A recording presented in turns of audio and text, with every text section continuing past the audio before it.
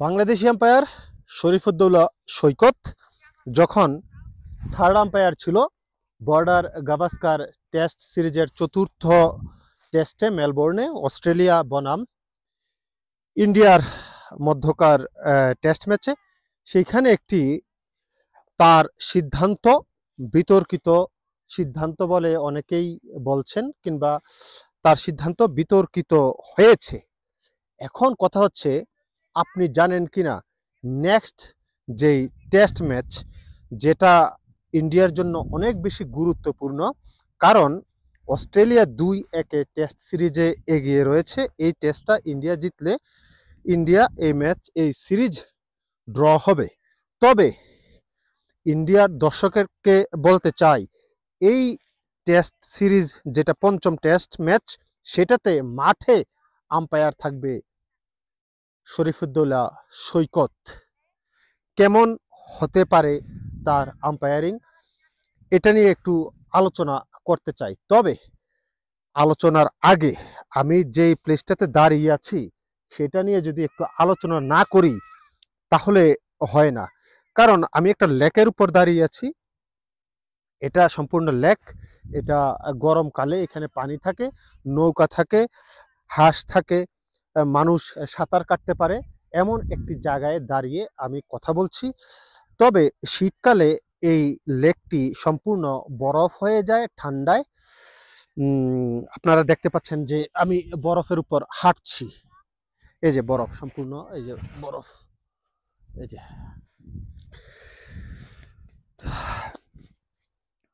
Video শুরু করার আগে বলে নেব, আপনি যদি আমার চ্যানেলে নতুন হয়ে থাকেন তাহলে চ্যানেলটিকে সাবস্ক্রাইব করবেন, পাশে থাকা বেল আইকনটি বাজিয়ে দিবেন। ফেসবুক কিংবা ইনস্টাগ্রাম থেকে দেখে থাকলে পেজে লাইক দিয়ে পাশে থাকবেন। সাদা কালোকে কালো বলিব, সাদাকে কালো, কালোকে সাদা বলিতে পারিব না, আর আইসক্রিম ব্যতীত কারো পা চাটিতে পারিব না। Hello viewers, it's me Rony bro, welcome to another new video. কথা বলছিলাম বাংলাদেশের আম্পায়ার শরীফুদ্দৌলা সৈকত যেই একটা সিদ্ধান্ত দিয়েছিল জেসওয়ালের আউট নিয়ে, যেটা অনেকেই বলছে স্নিকোতে দেখা গেল যে কোনো রকম স্পাইক নাই, কিন্তু কেন আউট দিল টেকনোলজি, এটা নিয়ে অনেক বিতর্ক হয়েছে অলরেডি সোশ্যাল মিডিয়ায়। অনেকেই অনেকভাবে জিনিসটাকে দেখছেন। ভারতের কিংবদন্তি গাভাস্কার অনেকভাবে এটাকে প্রত্যাখ্যান করেছেন, অনেকভাবে বলেছেন, কিন্তু রবি শাস্ত্রী আবার বলেছেন যেহেতু আম্পায়ারের চোখে ক্লিয়ার এটা দেখা গেছে যে ব্যাটে টাচ হয়েছে, সেক্ষেত্রে আউট। এটা এক একজনে এক একভাবে মতামত দিয়েছে। এখন কথা হচ্ছে, আগামী যে টেস্ট ম্যাচ, যেটা পঞ্চম টেস্ট, এটা অনেক বেশি গুরুত্বপূর্ণ টিম ইন্ডিয়ার জন্য। তবে দুঃখের বিষয় হচ্ছে, এইখানে পঞ্চম টেস্ট মাঠে থাকবেন বাংলাদেশের এই বাংলাদেশের আম্পায়ার মাঠে থাকবেন, তিনি খেলা পরিচালনা করবেন।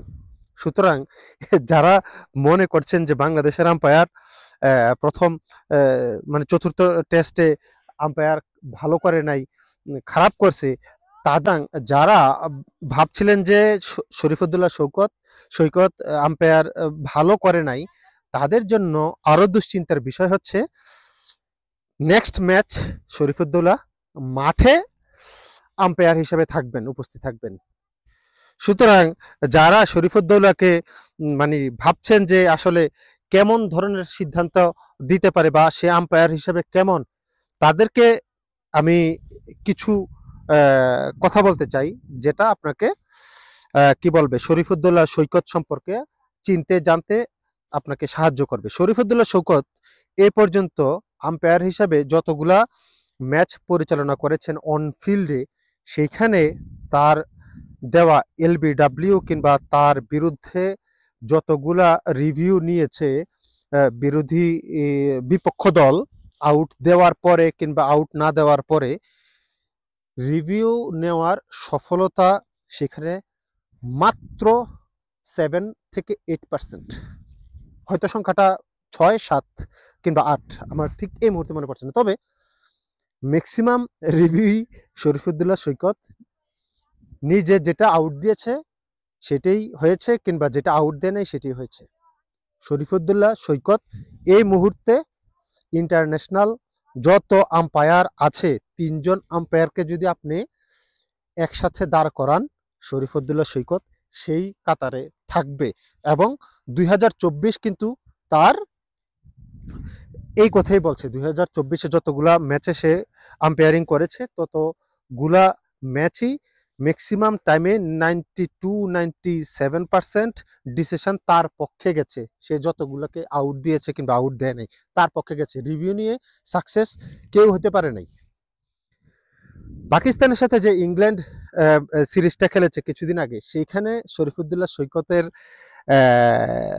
বিপক্ষে রিভিউ নিয়ে 2% সাকসেস হয়েছে বিপক্ষ দলগুলা যারা রিভিউ নিয়েছে 2%। তার মানে শরীফুদ্দৌলা সৈকতে 98% সাকসেস হয়েছে। সে যেটা বলেছে, যে সিদ্ধান্ত দিয়েছে, ঠিক সেটাই হয়েছে। সুতরাং ইন্ডিয়ার ফ্যান এবং ফলোয়ার যারা সাপোর্টার আছেন তাদেরকে আমি আশ্বস্ত করতে চাই, শরীফুদ্দৌলা সৈকত ভালো আম্পায়ার। হয়তো ওই আউটটা আপনাদের দৃষ্টিতে আউট না, তবে অনেকের দৃষ্টিতে আউট, যেহেতু এটা খালি চোখে নর্মালি দেখা গেছে যে এটা আপনার গ্লাভসে লেগেছে। ওই স্নিকুতে দেখাক বা না দেখাক, আমি একটা এক্সাম্পল দিয়েছিলাম যে আপনার পরিবারের কোনো সদস্য হসপিটালে ভর্তি হয়েছে, সেখানে ডাক্তার বলছে যে সে এখনো বেঁচে আছে, কিন্তু স্নিকো যেটা আপনার হসপিটালে মনিটরে ওঠায় যে এমন এমন করতেছে, ওই র্যাকটা যদি স্ট্রেট থাকে, সোজা থাকে, দেখা গেল যে সে মৃত দেখাচ্ছে টেকনোলজি। এখন ডাক্তার এবং আপনি দেখতে পাচ্ছেন যে আপনার রিলেটিভ সুস্থ, আপনি কি তাকে শ্মশান ঘাটে নিয়ে যাবেন বা কবর দিয়ে দিবেন, মাটি দিয়ে দিবেন, নাকি বাসায় নিয়ে আসবেন? জিনিসটা এমনই, টেকনোলজি মানুষের সৃষ্টি, মানুষকে টেকনোলজি বানায় নাই। টেকনোলজি ভুল হয় এবং টেকনোলজি কখনোই 100% সঠিক সিদ্ধান্ত দিতে পারে না, এবং টেকনোলজিটা ইউজও করে মানুষ।